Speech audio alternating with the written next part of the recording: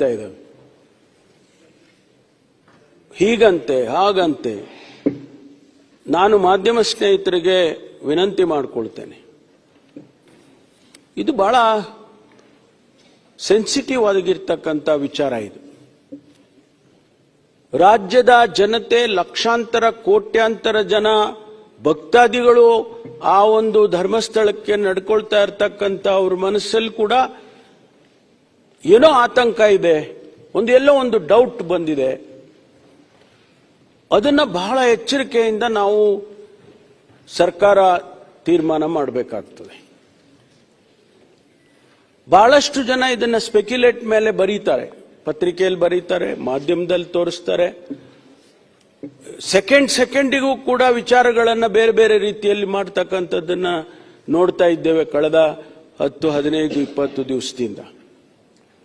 ಇದು ಆಗಬಾರದು. ಮಾನ್ಯ ವಿರೋಧ ಪಕ್ಷದ ನಾಯಕರು ಮತ್ತು ಸದಸ್ಯರುಗಳು ಕೂಡ, ನನಗೆ ಗೊತ್ತಿಲ್ಲ, ಇಷ್ಟು ಪ್ರಾರಂಭ ಆದಾಗಿಂದ ಅವರ ರಿಯಾಕ್ಷನ್ಸ್ಗಳೇನು ಬಂದಿರಲಿಲ್ಲ. ಇಲ್ಲ, ಇನ್ವೆಸ್ಟಿಗೇಷನ್ ಅನ್ನು ಕೆಲವರು ಸ್ವಾಗತ ಮಾಡಿದ್ರು. ಹೌದು, SIT ಮಾಡಿರೋದು ಸರಿ ಇದೆ. ಕೆಲವರು ಸ್ವಾಭಾವಿಕವಾಗಿ ಇಲ್ಲ, SIT ಮಾಡಬಾರ್ದಾಗಿತ್ತು ಅಂತಕ್ಕನ್ನವರು ಕೂಡ ಇದ್ದಾರೆ. ಆದರೆ ಏಕಾಏಕಿಯಾಗಿ ಒಂದು 15 ದಿವಸದ ನಂತರ ತಾವು ಇಷ್ಟೊಂದು ಗಂಭೀರವಾಗಿ ಈ ವಿಚಾರವನ್ನು ತೆಗೆದುಕೊಂಡು ಸದನದಲ್ಲಿ ಬೇರೆ ಬೇರೆ ವ್ಯಾಖ್ಯಾನಗಳನ್ನು ಮಾಡಿಕೊಂಡು, ತಮ್ಮ ಉದ್ದೇಶ ಏನಂತ ಗೊತ್ತಾಗಲಿಲ್ಲ ನನಗೆ. ಈ ಇನ್ವೆಸ್ಟಿಗೇಷನ್ನು ಸರಿಯಾಗಿ ಆಗಬೇಕಾ, ಸತ್ಯ ಹೊರಗಡೆ ಬರಬೇಕಾ,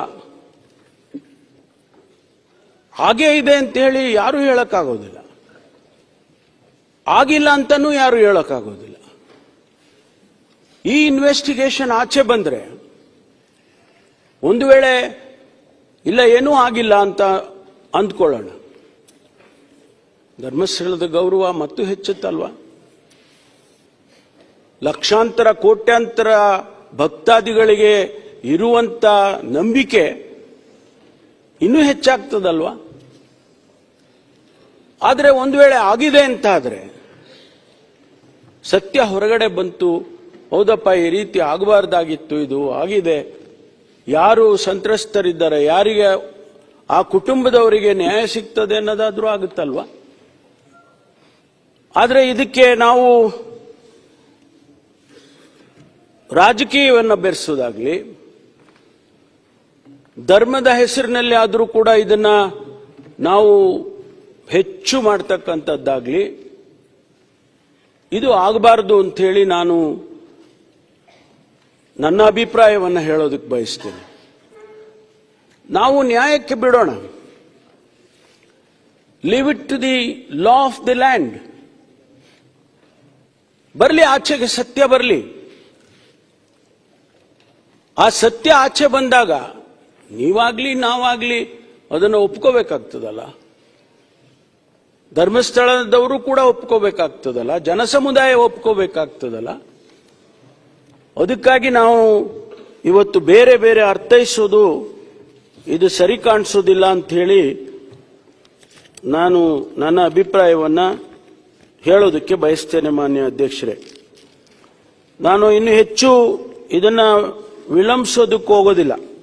ಯಾಕೆಂದ್ರೆ ತನಿಖೆ ನಡೀತಾ ಇರತಕ್ಕಂಥ ಸಂದರ್ಭದಲ್ಲಿ ನಾವು ಏನು ಹೇಳಕ್ಕೂ ಆಗೋದಿಲ್ಲ. ತನಿಖೆಯಿಂದ ಅವರು ಇಂಟರಿಮ್ ವರದಿ ಕೇಳಿದ್ರು, ಆ ಇಂಟರಿಮ್ ವರದಿನೂ ಕೂಡ ನಮಗೇನು ಬಂದಿಲ್ಲ. ಒಂದು ವೇಳೆ ಇಂಟರಿಮ್ ವರದಿ ಬಂದಿದ್ರೆ ಆ ಮಾಹಿತಿಗಳನ್ನು ಕೂಡ ನಾನು ಕೊಡೋನಿದೆ. ಆದರೆ ಸಂಪೂರ್ಣವಾಗಿ ಆದಷ್ಟು ಶೀಘ್ರವಾಗಿ ತನಿಖೆಯನ್ನು ಮಾಡಬೇಕಂತ ಅಷ್ಟೇ ನಾವು ಅವರಿಗೆ ಹೇಳ್ಬೋದು. ಅಷ್ಟೇ ಬಿಟ್ರೆ ನಾವು ಹೀಗೆ ಮಾಡಿ 1 ತಿಂಗಳಲ್ಲಿ ಮುಗಿಸಿ, 2 ತಿಂಗಳಲ್ಲಿ ಮುಗಿಸಿ, 15 ದಿವಸದಲ್ಲಿ ಮುಗಿಸಿ ಅಂತ ಹೇಳೋದಕ್ಕಾಗೋದಿಲ್ಲ. ಆದ್ರಿಂದ ಏನು ಇವತ್ತು ನಡೀತಾ ಇದೆ, ಈ ತನಿಖೆ ನಡೀತಾ ಇದೆ, ಮಾನ್ಯ ಗೌರವಾನ್ವಿತ ವಿರೋಧ ಪಕ್ಷದ ನಾಯಕರಲ್ಲಿ ಮತ್ತು ಗೌರವಾನ್ವಿತ ಸದಸ್ಯರಲ್ಲಿ ನಾನು ಮನವಿ ಮಾಡೋದು, ನೀವು ಸಹಕರಿಸಬೇಕು. ಯಾರನ್ನು ರಕ್ಷಣೆ ಮಾಡೋದಾಗ್ಲಿ, ಯಾರನ್ನು ದೂಷಣೆ ಮಾಡೋದಾಗ್ಲಿ ಸರ್ಕಾರ ಮಾಡೋದಿಲ್ಲ. ನಮ್ಗ ಅದರ ಅಗತ್ಯನೂ ಇಲ್ಲ. ನಮಗೆ ಏನು ಇವತ್ತು ಅಷ್ಟು ದೊಡ್ಡ ಸಂಸ್ಥೆ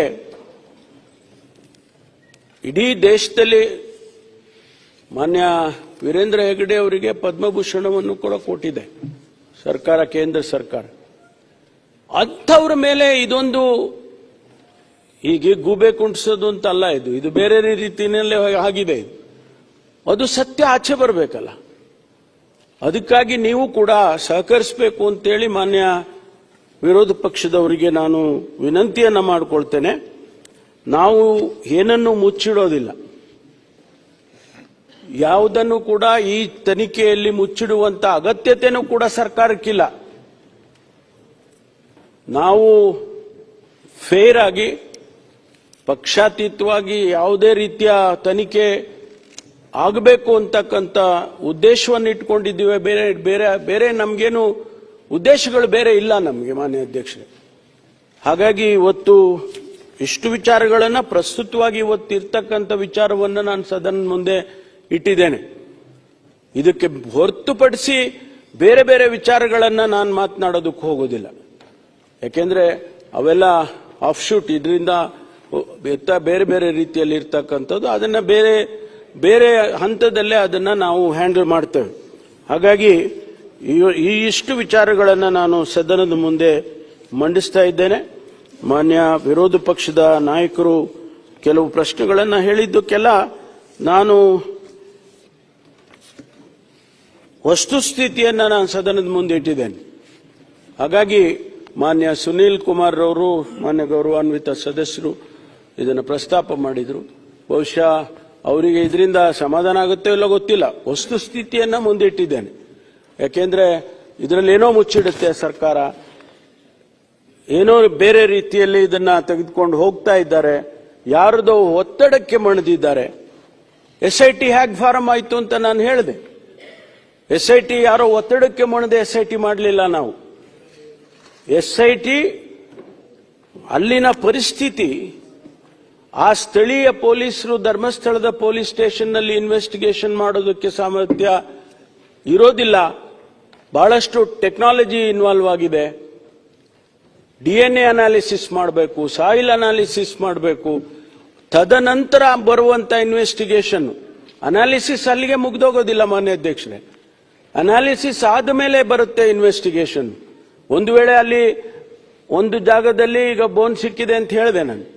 ಆ ಬೋನ್ ಯಾರ್ದು, ಎಲ್ಲಿಂದ ಬಂತು ಆ ಬೋನು, ಆ ಅಸ್ಥಿ ಪಂಜರ ಯಾವ ಸ್ಥಿತಿಯಲ್ಲಿ ಅವರು ಹೂತ್ ಹಾಕಿದ್ರು, ಅದು ಮರ್ಡರ್ ಆಗಿತ್ತಾ, ನ್ಯಾಚುರಲ್ ಆಗಿತ್ತಾ, ಹೂತವ್ರು ಯಾರು, ಇಷ್ಟು ಬೇರೆ ಬೇರೆ ವಿಚಾರಗಳೆಲ್ಲ ಇನ್ವೆಸ್ಟಿಗೇಷನ್ಗೆ ಶುರುವಾಗ್ತವೆ ಈ ಅನಾಲಿಸಿಸ್ ಬಂದ ಮೇಲೆ. ಆದ್ರಿಂದ ನಾವು ಯಾವುದೇ ಒತ್ತಡಕ್ಕೆ ಮಣದಿಲ್ಲ. ಆ ಕಾರಣಕ್ಕಾಗಿ SIT ಮಾಡಬೇಕಾಯ್ತು ವಿನಃ ಆ ಪೊಲೀಸ್ ಸ್ಟೇಷನ್ ಅಲ್ಲಿ ಅವರು ಹ್ಯಾಂಡಲ್ ಮಾಡೋದಕ್ಕಾಗೋದಿಲ್ಲ ಅಂತೇಳಿ, ಜೊತೆಗೆ ಮಹಿಳಾ ಆಯೋಗದವರು ರಿಕ್ವೆಸ್ಟ್ ಮಾಡಿದ್ರು, ಅದನ್ನ ನಾನು ಪ್ರಸ್ತಾಪ ಮಾಡಿದ್ದೇನೆ. ಆದ್ರಿಂದ ಯಾವುದೇ ಕಾರಣಕ್ಕೂ ಕೂಡ ಇದರಲ್ಲಿ ಯಾವ ಕಾಂಪ್ರಮೈಸು ಕೂಡ ನಾವು ಮಾಡಿಕೊಳ್ಳೋದಿಲ್ಲ. ಸತ್ಯವನ್ನ ಹೊರಗೆ ತರ್ತೇವೆ. ಸತ್ಯ ಹೇಳಿದೆ 164 ಸ್ಟೇಟ್ಮೆಂಟ್ ಅಲ್ಲಿ ಅವರು ಏನು ಹೇಳಿದ್ದಾರೆ ಅವೆಲ್ಲವನ್ನು ವೆರಿಫೈ ಮಾಡ್ತಾ ಇದ್ದೇವೆ.